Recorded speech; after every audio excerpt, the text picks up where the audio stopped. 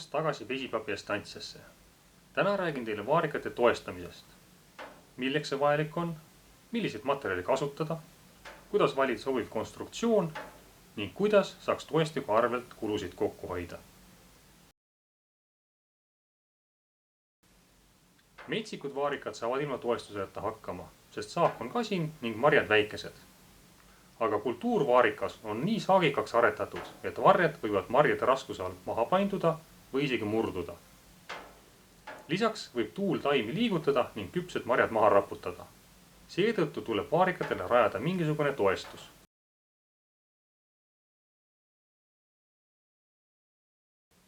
Materjali valikul tuleb arvestada, et istanduse eluiga on 10–15 aastat. Kui te kasutate materjale, mille eluiga on lühem, siis see tähendab, et millalgi tuleb uus toestik rajada. Seetõttu tasub kasutada vastupidavaid materjale. Pärast istanduse lõppu saate toestiku demonteerida ja kasutada järgmises kohas.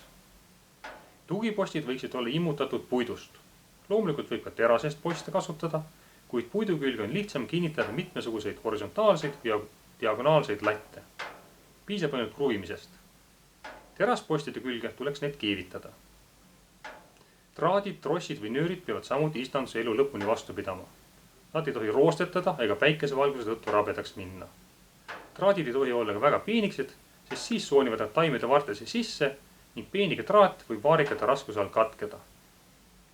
Nöör, millega varred toestiku külge seotakse, võiks samuti olla looduslikust materjalist, sest seda on vaja ainult 1 aasta.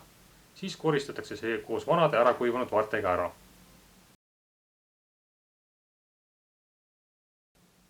Kui teil on koduaias 2-3 vaarikapõõsast, siis saab nad kimbukaupa üles siduda.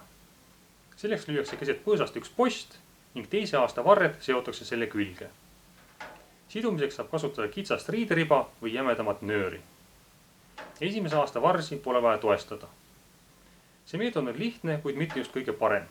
Nagu jooniselt näha, on kõik varred ühte punti seotud ning nad varjavad üksteise eest valgust. Vähe valgust tähendab, et fotosüntees on pärsitud. Järelikult jääb saak väikeseks. Hoopis mõistlikum on lüüa postid põõsaste vahele nagu järgmisel joonisel kujutatud. Teise aasta varred seotakse lehvikukujuliselt postide külge, nii et iga vars saaks valgust. Kui peenrad on suunatud põhjast lõunasse, siis lehvikuna toestamine on väga tõhus. Hommikul valgustab päike ühelt ja õhtul teiselt poolt. Kahjuks kulub poste väga palju. Seetõttu võib seda meetodit kasutada koduaias, kuid istandus nõuab majanduslikult mõistlikumat lahendust.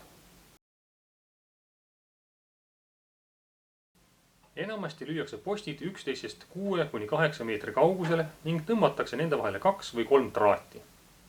Et taimede raskus posti viltu ei tõmbaks, tuleb peenra otsmised postid kinnitada diagonaalpostidega või ankurdada trossiga maa külge. Vaarika teise aasta varred seotakse nööriga traatide külge või kinnitatakse spetsiaalsete klambritega. Spaleertoestuse puhul võib siduda varred nii püsti kui ka kaldusasendisse. Kaldussidumine on isegi soovitav, sest siis annab vars suuremat saaki.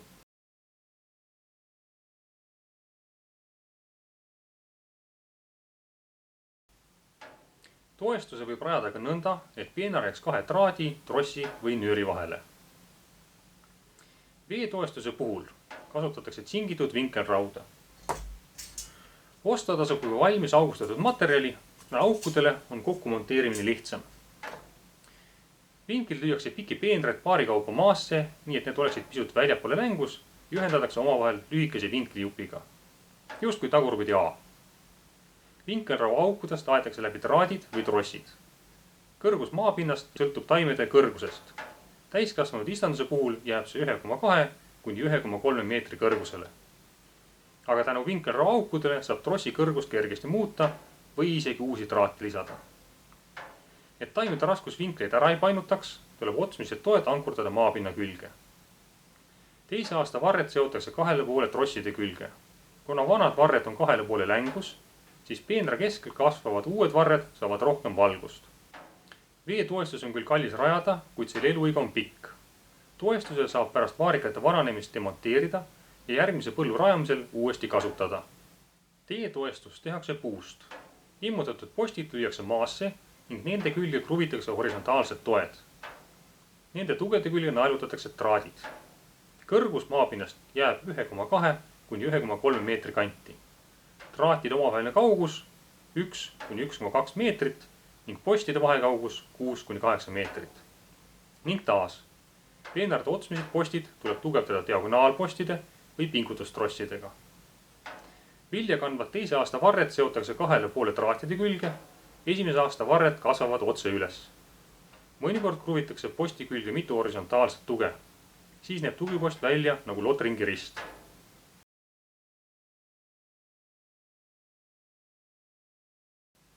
Kõik eelmised toestamise viisid sobivad istandustesse, kus nopitakse marju käsitsi. Aga kui on plaanis hakata kombainiga koristama, siis peab peenrad ja toestuse rajama vastavalt kombaintootja instruktsioonidele.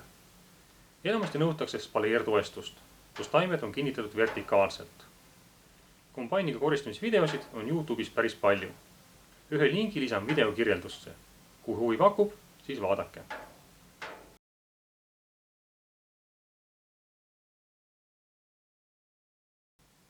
Toestiku rajamine nõuab päris palju aega ja raha. Kas seda saaks kuidagi vältida? Enamasti mitte. Aga on ka erandeid. Näiteks saab toestikuna kasutada olemasolevaid rajatisi. Näiteks saab vaarikad istutada aia äärde ning siduda varret võrkaia külge. Teine võimalus on kasvatada tugeva varrega sorte. Neid ei ole küll palju, kuid erandeid leidub. Näiteks polka suudab tuulevaisedes kohtades püsti püsida ka ilma toeta. Aga üldiselt, koonerdamine pole kokkuhoid ning toestiku arvelt säästmine läheb kalliks maksma. Tänud kõigile, kes on siiamaani suutnud sellel kanalil püsida. Niisiis, istandus oleks meil justkui rajatud, vähemalt teoreetiliselt. Oleme jõudnud sinnani, kus tuleb seda hooldama hakata. Aga sellest juba järgmises videos. Kohtumiseni!